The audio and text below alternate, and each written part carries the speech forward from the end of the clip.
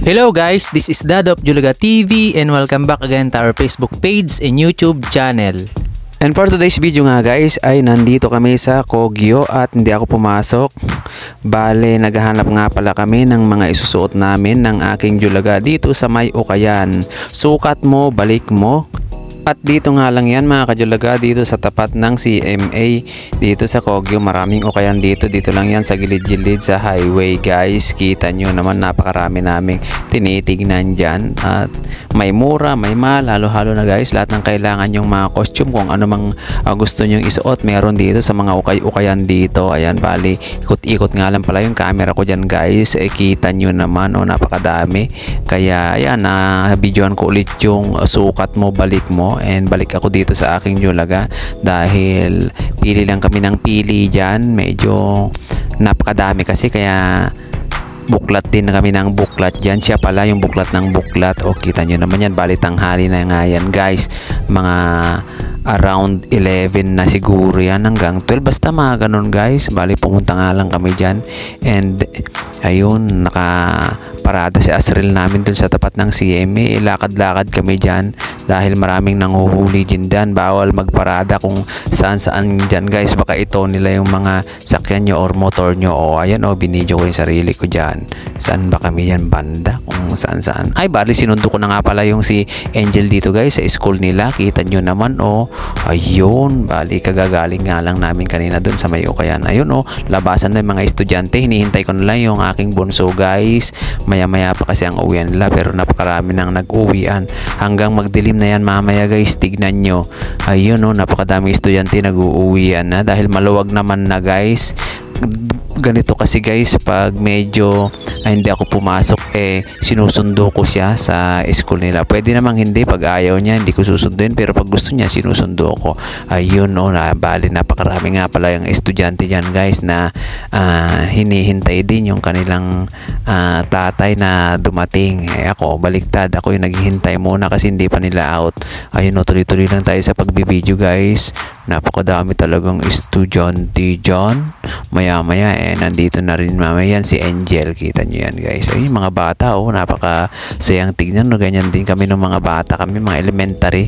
Kasi elementary ito guys. Dito lang sa Nayon 1. Ayan, sa gate 1 ng daan namin mamaya pa uwi dun sa amin sa Pagray guys.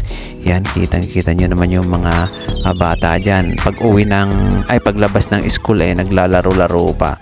Ganyan din yung mga gawain namin dati sa probinsya. Ayan, shout out gayam nagita classic ide dita Villa Concepcion, Kawayan, Isabela.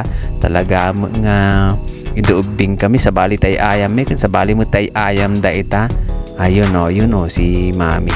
Bali kinabukasan nga pala guys, ito pinalinis ko si Asriel na dahil nabutas yung lalagyan niya ng ano bang tawag dito, gear oil. Bali napasukan na ng tubig yan guys.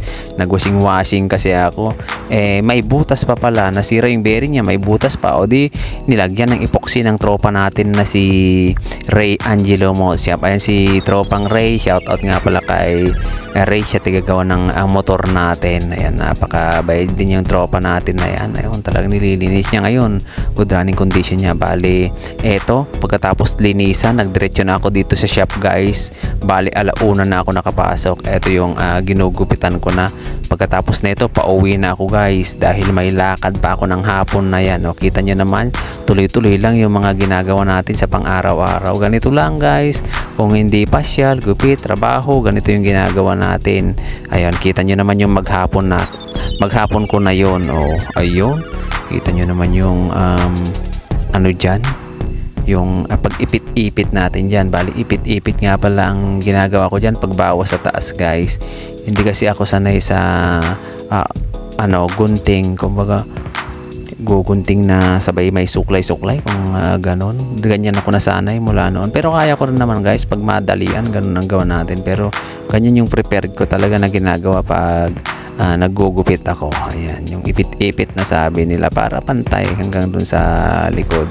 Kita nyo naman, bali yun, sinuklay-suklay ko na nga guys. Bali i-trimming sessioning na natin yan para maging maayos. Ganyan lang naman yung gusto nila, kumbaga pantay-pantay mo lang basta wala lang umuusli. basta makitang ano na sa taas, pantay na, okay na. Depende rin sa buhok kasi guys, kung gusto nilang mga may lining dyan, liningan natin.